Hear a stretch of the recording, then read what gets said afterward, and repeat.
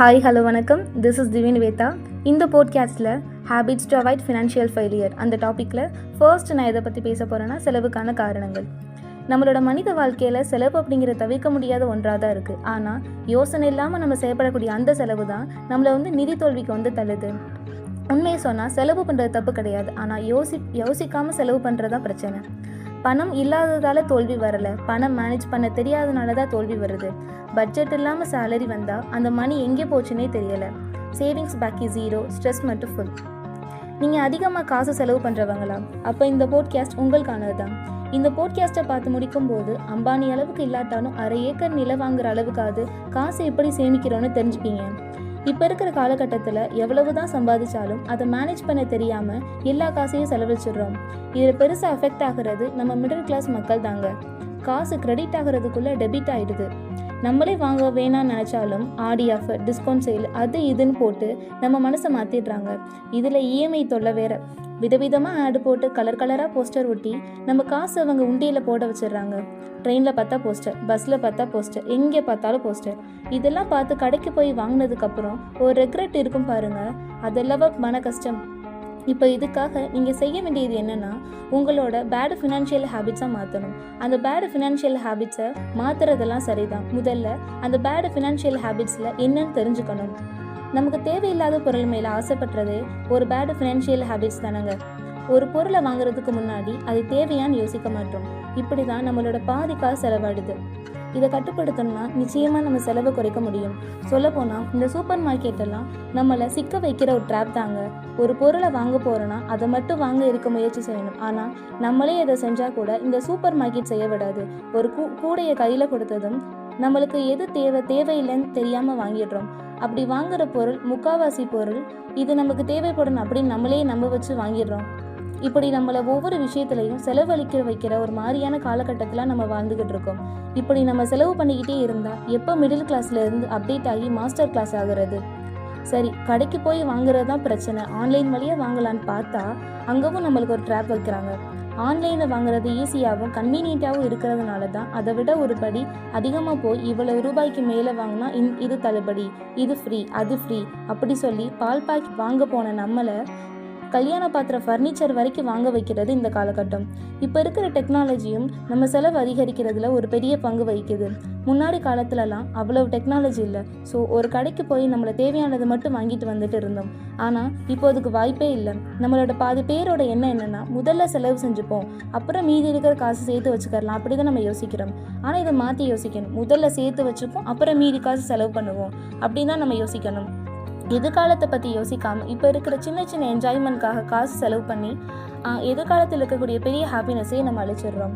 இப்போ உங்களுக்கு நான் செலவுக்கான காரணங்கள் பற்றி டீட்டெயிலாக சொன்னேன். அதுக்கப்புறம் எப்படி செலவை தடுக்கலாம் அப்படிங்கிறத பற்றி உங்களுக்கு வசனி சொல்ல போகிறாங்க.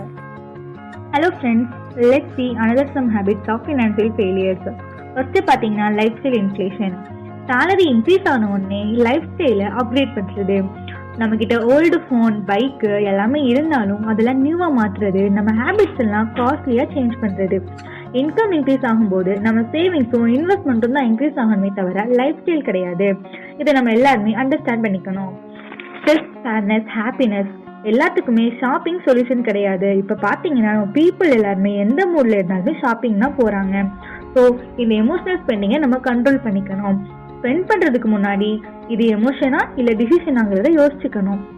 ஒன்ஸ் பட்ஜெட் கிரியேட் பண்ணிட்டு அதையே ஃபாலோ பண்ணணும். அப்பப்போ நம்மளோட பட்ஜெட்டை சேஞ்ச் பண்ணிகிட்டே இருக்கக்கூடாது. கோல் இல்லைன்னா டைரக்ஷன் இல்லை.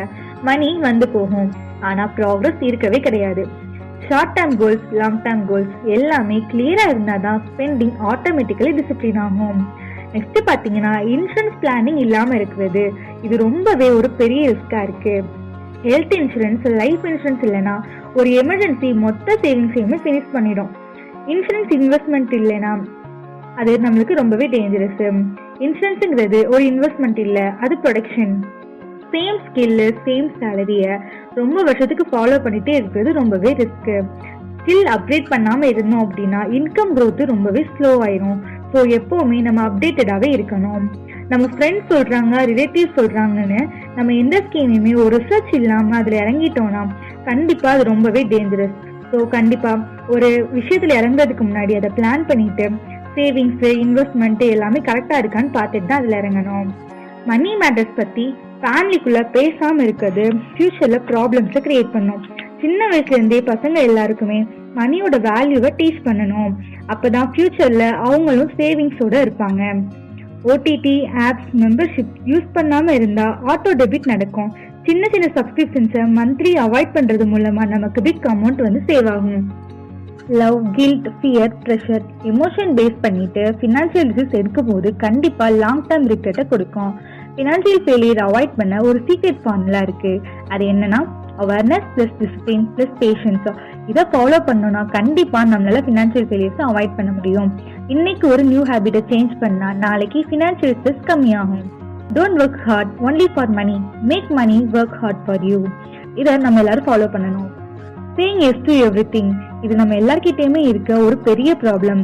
ஃப்ரெண்ட்ஸ் ரெக்வஸ்ட் பண்ணுறாங்க, ஃபேமிலி ப்ரெஷர், சோஷியல் ஃபங்க்ஷன்னு எல்லாத்துக்குமே எஸ் சொல்கிறத முதல்ல நம்ம ஸ்டாப் பண்ணணும். இது ஒரு ஃபினான்ஷியல் ப்ரெஷரை கிரியேட் பண்ணுது. சில டைம்ஸ் நோ சொல்லனா கற்றுக்கணும். அது நம்ம பட்ஜெட்டை அஃபெக்ட் பண்ணாமல் இருக்கும். நம்மளோட பிளான் எல்லாத்தையுமே கரெக்டாக சேவ் பண்ணும். ஸ்பவுஸ், பேரண்ட்ஸ், பார்ட்னர் மணி ஹேண்டில் பண்ணுவாங்கன்னு கம்ப்ளீட்டாக நம்ம யாரையுமே டிபெண்ட் பண்ணக்கூடாது. எல்லாருமே பேசிக்கான ஃபினான்ஷியல் அவேர்னஸை கற்றுக்கணும். ஸோ நம்மளால ஃபினான்ஷியல் ஹேபிட்ஸை வந்து கண்டிப்பாக அவாய்ட் பண்ண முடியும். மணி போரிங்னு அவாய்ட் பண்ணால் கண்டிப்பாக அது ஒரு பிக் டிசிஷனாக இருக்கும்.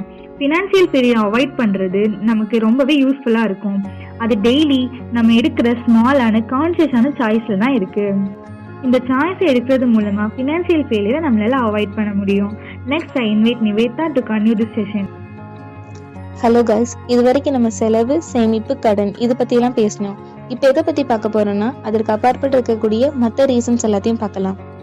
அவசரத்திற்கு பணம் ஒதுக்காமல் இருக்கிறது, மருத்துவ செலவு, குடும்ப பிரச்சனை, வேலை இழப்பு எதுவுமே முன்னறிவிப்பு இல்லாமல் தான் வரும். அந்த நேரத்துக்கு பேக்கப் இல்லைன்னா எல்லா ஃபினான்ஷியல் பிளானும் கொலாப்ஸ் ஆகிடும். வருமானம் அதிகரிக்க முயற்சி செய்யாத மனநிலை, இவ்வளவு சம்பளம் போதும் அப்படின்னு நினைச்சோம் அப்படின்னா ஃபினான்ஷியல் growth எல்லாம் ஸ்டாப் ஆகிரும். Skills upgrade, learning, extra effort இல்லாம இருந்தா இன்கம் இன்க்ரீஸ் ஆகாது. நேரத்தை வீணாக்குவது, நேரம் அப்படிங்கிறது பணத்துக்கு மேலான ஒரு அசட். டெய்லி ஹவர்ஸ் நம்ம சோஷியல் மீடியாலே போக்கிட்டோம் அப்படின்னா ஏர்னிங் ஆப்பர்ச்சுனிட்டிஸ் எல்லாமே மிஸ் ஆகிரும். ரிஸ்க் எடுக்கவே பயப்படுறது, எல்லா ரிஸ்க்கும் பேடு கிடையாது. கால்குலேட்டட் ரிஸ்க் எடுக்காதவங்க growth-ஐ மிஸ் பண்ணுவாங்க. ஃபியர் ஆஃப் ஃபெயிலியர் தான் சம்டைம்ஸ் ஃபினான்ஷியல் ஃபெயிலியருக்கு காரணமா இருக்கு. சட்டப்பூர்வ அறிவு இல்லாம இருக்கிறது, டாக்ஸ், இன்சூரன்ஸ், இன்ட்ரெஸ்ட், அக்ரிமெண்ட் இவை எல்லாமே பேசிக் நாலேஜா இல்லாம இருக்கிறதா மணி லீக்கேஜ்க்கு முக்கியமான காரணமா இருக்கு. நாலேஜ் இல்லாத இடத்துல லாஸ் கண்டிப்பா இருக்கும். குடும்ப செலவுகள் பற்றி ஓப்பனா பேசாதது, இன்கம், எக்ஸ்பென்ஸ், ப்ரையாரிட்டிஸ் இதெல்லாம் குடும்பத்துக்குள்ளே டிஸ்கஸ் பண்ணலாம் அப்படின்னா கன்ஃபியூஷன் இருக்கும். நல்ல பழக்கங்களை தொடர்ந்து பின்பற்றாதது, ஒரு மாதம் சேவ் பண்ணி அடுத்த மாதம் விட்டுறது டிசிப்ளின் பிரேக் ஆகும். கன்சிஸ்டன்சி இல்லாம இருந்தா ஃபினான்ஷியல் ஸ்டெபிலிட்டி கிடையாது. சக்சஸ்க்கு ஷார்ட்கட் தேடுறது, குயிக் மணி, ஈஸி ப்ராஃபிட், ஓவர்நைட் சக்சஸ் மாதிரி ஆசைகள் எல்லாம் ஸ்கேம்க்கு வந்து வழிகாட்டியா இருக்கும். ஸ்லோ அண்ட் ஸ்டெடி தான் சேஃப் மணி growth-ஆ இருக்கும். இது வரைக்கும் நம்ம எதை பத்தி பேசிக்கிட்டே இருக்கோம் அப்படின்னா பணத்தை நம்ம எப்படி வந்து மெதுவா இழக்கிறோம் அதை பத்தி தான் பேசிக்கிட்டு இருக்கோம். அதை பத்தி இன்னும் கொஞ்சம் டீட்டெயிலா பார்க்கலாம். பண விஷயத்துல பொறுமை இல்லாம இருக்கிறது, சேமிப்பு, வளர்ச்சி எல்லாமே டைம் எடுத்துக்கிறோம். இப்பவே ரிசல்ட் வேணும் அப்படின்னு அவசரப்பட்டோம் அப்படின்னா ஃபினான்ஷியல் ஃபெயிலியருக்கு முக்கியமான காரணமா இருக்கு. தவறான ஆலோசனைகளை நம்புறது, எல்லா அட்வைஸும் கரெக்ட் கிடையாது. ஃப்ரெண்ட்ஸ், ரிலேட்டிவ்ஸ் சொல்றது எல்லாமே சேஃப் டிசிஷன் ஆகாது. ப்ராப்பர் அண்டர்ஸ்டாண்டிங் இல்லாம ஃபாலோ பண்றது மணி லாஸ் ஆக இருக்கும். வருமானத்துக்கும் லைஃப் ஸ்டைலுக்கும் பேலன்ஸ் இல்லாம இருக்கிறது, இன்கம் சேஃபா இருந்தாலும் லைஃப் ஸ்டைல் ஸ்லோலி இன்க்ரீஸ் ஆகிக்கிட்டே போகும். இந்த இம்பேலன்ஸ் தான் long term financial stress create பண்ணுது. சொந்த பலவீனங்களை ஏற்க மறுப்பது, நான் கண்ட்ரோலா தான் இருக்கேன் அப்படின்னு நினைச்சாலும் spending addiction, laziness, ego, financial downfall இதெல்லாம் காரணமா இருக்கு. பணத்தை பற்றி பேசுவது தவறு என்ற எண்ணம், மணி டிஸ்கஸ் பண்ணக்கூடாதுன்னு நினைக்கிறது லேர்னிங்கை பிளாக் பண்ணும். ஓப்பனா பேசினாதான் மிஸ்டேக்ஸை அவாய்ட் பண்ண முடியும். டாக்குமெண்டேஷனை சரியாக மெயின்டைன் பண்ணாதது, பில்ஸ், ரெசிப்ட்ஸ், ஸ்டேட்மெண்ட்ஸ் இதெல்லாம் கவனிக்காம விட்டுறது மணி ட்ரேக்கிங்கை இம்பாசிபிள் ஆக்கும். ட்ராக்கிங் இல்லாத இடத்துல கண்ட்ரோல் கிடையாது. ஒரே தவிர நம்ம திரும்பி திருப்பி செய்யறது, ஒரு ஃபினான்ஷியல் மிஸ்டேக்ல இருந்து லெசன் எடுக்காம அதே மிஸ்டேக்கை ரிப்பீட் பண்றது ஃபெயிலியரை கன்ஃபார்ம் பண்ணும். எஃபர்ட் இல்லாம லக் நம்புறது, ஏதாவது ஆகும்னு நினைச்சு எஃபர்ட் போடாம இருக்கிறது ஃபினான்ஷியல் லைஃபை ஸ்டெக்னன்ட் ஆகும். லக் சப்போர்ட் பண்ணணும், ரீப்ளேஸ் பண்ணாது. பணத்துக்கும் மனநிலைக்கும் இடையிலான தொடர்பு புரியாம இருக்கிறது. ஸ்ட்ரெஸ்ல ஷாப்பிங், சேடா இருந்தா ஸ்பெண்டிங், ஹாப்பியா இருந்தா ஓவர் செலிப்ரேஷன், எமோஷன் டிரைவிங், மணி டிசிஷன் டேஞ்சரஸ். நிதி வெற்றிக்கு ஒரு விஷன் இல்லாம இருக்கிறது. 5 years லேட்டர் நான் எங்க இருக்கணும், என்ன அசெட் இருக்கணும், இந்த விஷன் இல்லைன்னா மணி எய்ம்லெஸ் ஆஃப் லோவா இருக்கும். ஓகே கைஸ், இப்போ நான் சொன்ன எல்லாமே உங்களுக்கு புரிஞ்சிருக்கும். இதை ஃபாலோ பண்ணி எல்லாம் நடந்துக்கோங்க. இதுக்கப்புறம் வரக்கூடிய எல்லா டாப்பிக்கையும் பற்றி வர்ஷினி பேச போகிறாங்க. Hello everyone.